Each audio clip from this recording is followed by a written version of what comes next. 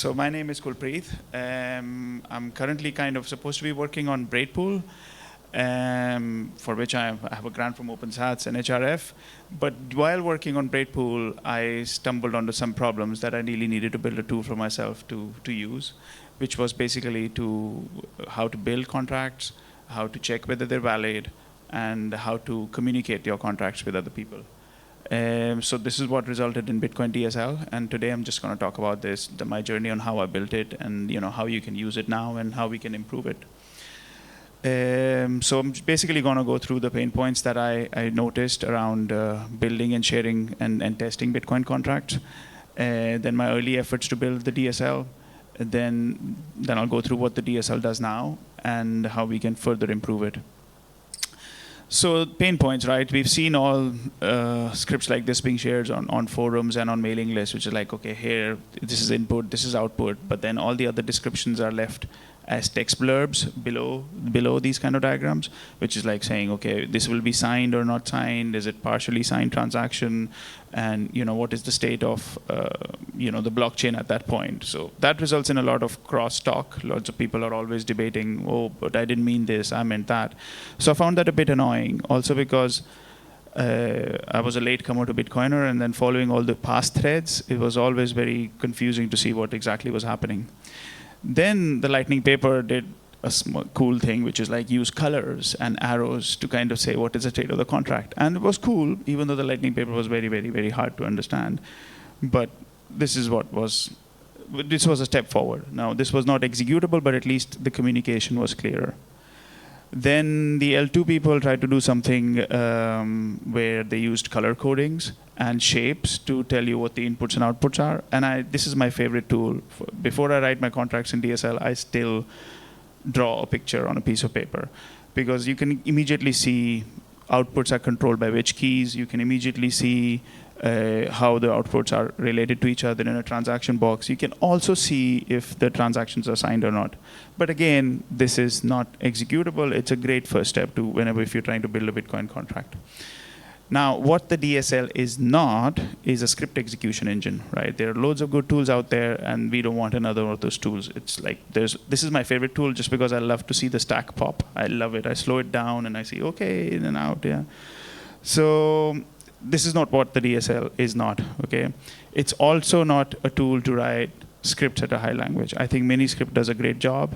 It's got some problems, it's got some pain points, but my go-to is just to use Miniscript. We can, instead of writing another high-level scripting tool, I think Miniscript should be extended forward if we need to. And then finally, if you're able to write your scripts, everybody goes through this journey, which is like you execute a transaction or you create a transaction using Bitcoin CLI, save it in a shell variable, use the shell variable as an input, and before you know, you lost your mind. You don't even know what you're trying to do anymore. So this is the problems I want to solve. And my early efforts to build the DSL, I initially wanted something that looked like this, that you could say at a very high level that Alice Bob, there are keys, then Bob coins are actually a pay-to-public key, hash to Bob, 50 amount, confirmation height this much, and automatically everything will happen at the back end, right? That was my goal. Then you could construct a channel using Bob coins, and then sign transactions, and then so on and so forth. So this is what I really wanted. I wanted a syntax like that. And I started to work on that in Lisp, just because Lisp was like, yeah, this guy, it lets me build DSLs. I'm going to use Lisp, and Racket is the coolest Lisp to build DSLs. So I'm going to do that. But what ended up happening was there's some unmaintained crypto libraries, but there is no script execution environment. So I thought, okay, I'm going to build that. So I started doing that, and this was all great fun. As I said, I was supposed to be working on Braidpool, but this is the year before. So this was fun, but then I was losing my head. Also because I got an execution environment working, but to pass all the cores tests, it was diminishing returns in terms of my time. And then Taproot came out, and I know, okay, oh, crap, I'll have to do more stuff here. So I took a step back and I said, look, I need to just get something working so that I can actually get back to doing Braidpool. So this is what I said, the script execution time, it was just time consuming. And you know what, Ruby, they say, is an acceptable Lisp, because Ruby lets you define DSLs like this, which is the famous snippet from a Rails active model, where you just say, here's a class, it belongs to a customer and has many items. And it's a very, very powerful DSL, because at initialization time, it'll also do database migrations, right? And at runtime, it will let you load the related objects. There's nothing like this in Python. They try to emulate this, but they can't go there because Ruby is just a special language. So then I realized Bitcoin RB exists, which is this Azuki from Chaintop. I really hope to meet him one day because he saved my life. So it's a Bitcoin Ruby library, right, which does everything. All the core tests pass. It has support for Schnorr and Taproot. As I said, it covers all the cases in the test. And there is even a Frost implementation by Azuki. And why I was interested in that is because we need Frost in Braidpool. So this was great, and I've done Ruby in my past, so I was like, okay, let's go. So what can the DSL do now? So we can build transactions. I'm going to go through examples of all of this, but this is the general take. We can write locking and unlocking scripts with good old script, mini script, or descriptors. We can execute branches of contracts, which is like say, okay, if the contract goes this way, then execute this branch to see what can happen. You can interact with Bitcoin node without having to use Bitcoin CLI on your own. And you can assert the system state. So you can assert if a transaction has been spent, what is the block height, et cetera, et cetera, et cetera. So this is the simplest script we have in this DSL. So what happens at 1 and 5 is that at 1, we start a Bitcoin node, right? So we have a clean slate to kind of do our magic on. Then I say Alice is a new key, right? Then I say extend chain to Alice, right? What that means is I'm going to build a block whose Coinbase is spendable by Alice, and I want to build 100 blocks, right? And then I say, oh, assert height is 101. And it automatically goes talk to Bitcoin node, checks the height is 101, and passes yes or no. At 5, it will shut down the Bitcoin node and actually delete all the files so that you're left with a clean slate again. So if you want to run a different contract, you have a clean slate again. So this is the simplest thing that we can do. Then you can build transactions, of course, is the second simplest thing you can do. And this is the kind of syntax. You just go, these are the inputs, these are the outputs, and build it to me. So notice here that when you say inputs, when you say transaction, you literally just point to a variable where you've captured the transaction earlier. And I'll go get into it how you do that. And then you script sig, you have a special syntax here which says p to witness public key hash Bob. And you can also use mini script policy here. Right, so basically say it's a 2 of 2 multisig using Alice and Bob keys, which I've defined earlier, okay? And this will give you a valid transaction, and you can submit it to a node. I'll talk about how we do that. But before I jump to that, I just want to point out that we can not just only use mini script, we can also use good old descriptors to specify output scripts. And you can use policy, as I've already talked about. Okay, so then you can exchange chain. As I said, you could exchange chain to any public key. You can also do it to script policy or to a descriptor. You just say exchange chain to this policy and this many number of blocks. So then you have Coinbases which have those pending conditions. Okay, so now how do I get my hands on those Coinbase so that I can spend them, right?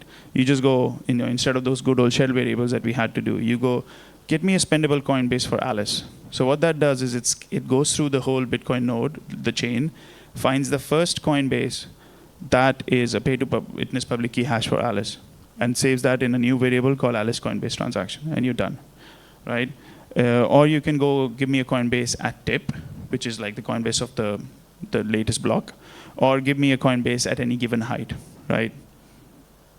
Then, when you've built your transaction, you can say, okay, now broadcast the transaction. What that does is it submits to the mempool, right?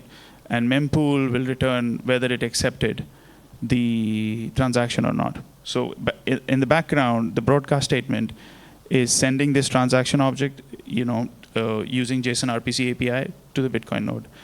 And so similarly, then you can say confirm. So what confirm does is generates a new block so that your transaction is confirmed. That's it. Just gets one confirmation. I think you have num confirmations parameter there too, but I don't have it here.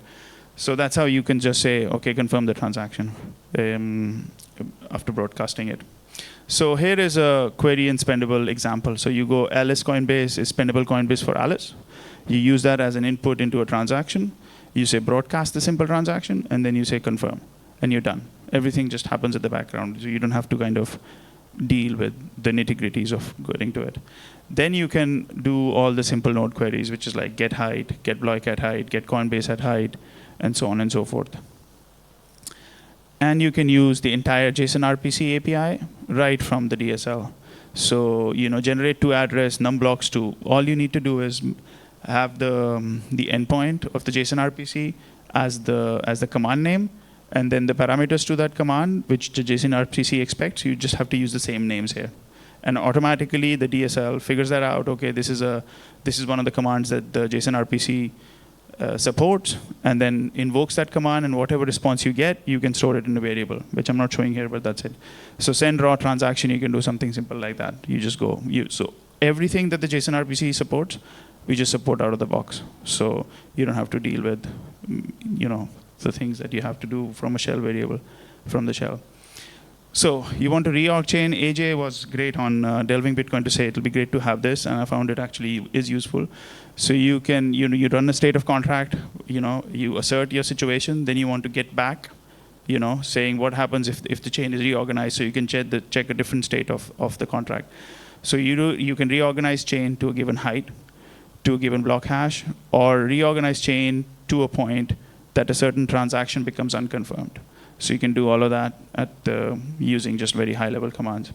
Then, of course, once you've done all this, you need your assertions. So we have assertions if the transaction is in mempool, if it will be accepted by mempool, if it is confirmed or not, and if you can check if an output is spent. Because at the end of the day, you just want to check if an output got spent or did not get spent, because that's what matters when you're writing contracts. So to execute branches, this is getting very tense, I know, but this is the last thing, I think, which is, remember how the Lightning paper had green boxes and pink boxes? So what you can do is you can define those state transitions, right?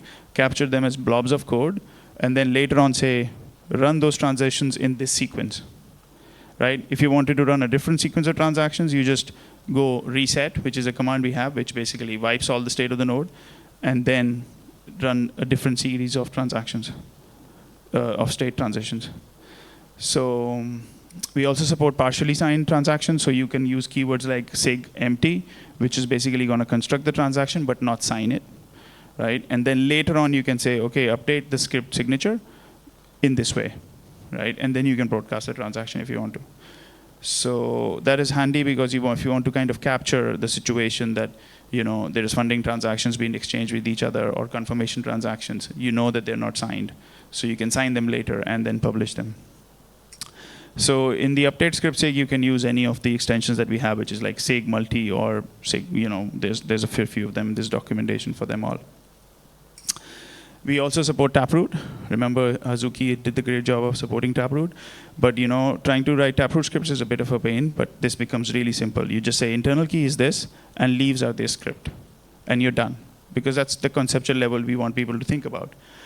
And then when you want to spend them, you say, okay, I want to spend using Taproot's key path, right? So you don't even need to specifically say I'm using Taproot or something. As long as the script sig has a key path keyword in it, it'll understand that what you're trying to spend is a Taproot output and generate this transaction as though you were trying to spend the key path. And then you can broadcast and confirm. Or you can spend any of the leaves. You can say, I just want to spend the leaf index 0, and this is the signature to spend that leaf, right? And all the other pains of constructing the path, of verifying the Taproot, all that stuff is taken care of by Taproot. So you just go, spend this leaf for me, please, and you're done. So I think this is pretty powerful. And now how can we improve the DSL, okay? So I have tried to capture a fair few contracts that I found exciting, like Lightning, Arc, Braidpool, which was the goal, remember? silent payments, pay join. I think coin swap I haven't done, but what we'd like to do is cover more kinds of contracts here, so that I think it becomes a good educational tool for you to understand a contract if you actually can write it down and see, and then for the community to understand what how does this contract work, as opposed to reading diagrams. The other thing is, I think we could help the opcode debate here. This has been intriguing for me, but I just haven't found the time. So in the background, all the script does is when you run the script, it actually starts a Docker container, which has a node inside, and that's how we're able to leave everything cleaned up. But we could generate, in the Docker container, we could have a number of Bitcoin forks, right, with different opcode support that they have. And then at runtime, we could say, OK, use the Bitcoin D, which actually has support for opcat, let's just say. And then you could write your contracts using opcat, because then the mempool will accept them, because it'll be valid transactions. And you can show what you can do with opcat, or you can show how opcat can screw you. So you can have a debate with working code, as opposed to just Twitter messages. So this is it. So if you want to look it up, it's on GitHub, Pool to Win, Bitcoin DSL. You can email me, but I really would love if somebody's interested to kind of extend this further. And that's about it.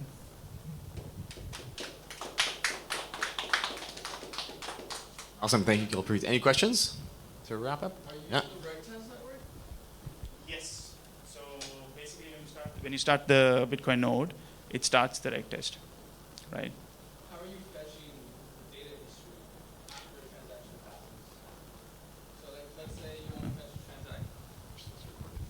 So I tried to do the same thing with my own local version of obviously trying to test transactions with a red text network, but I had a problem of, let's say I mined a transaction at block 10, and then now it's block 150, and you block 200, and the RPC only returns you the last 50 blocks transactions. I didn't even know that. So I didn't know that, actually. So I might not be able to go all the way back. Yeah. Yeah, that's a good point.